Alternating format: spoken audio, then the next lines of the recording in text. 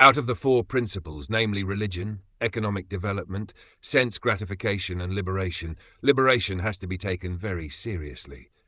The other three are subject to destruction by the stringent law of nature death. Moksha, or liberation, has to be taken very seriously, even at the sacrifice of the other three items. As advised by Sutta Goswami in the beginning of Srimad Bhagwatam, religious principles are not based on success in economic development. Because we are very attached to sense gratification, we go to God, to the temple or churches for some economic reasons. Then again, economic development does not mean sense gratification. Everything should be adjusted in such a way that we attain liberation. Therefore, in this verse, liberation, moksha, is stressed. The other three items are material and therefore subject to destruction. Even if somehow we accumulate a great bank balance in this life and possess many material things, everything will be finished with death.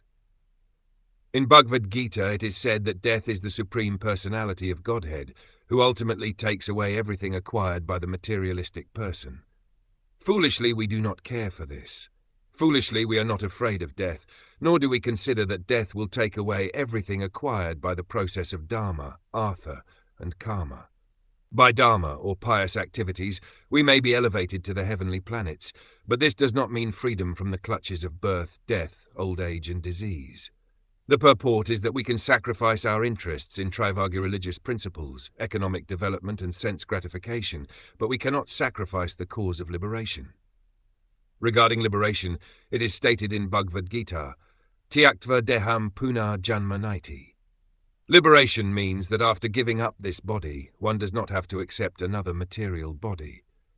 To the impersonalists, liberation means merging into the existence of impersonal Brahm. But factually, this is not moksha, because one has to again fall down into this material world from that impersonal position.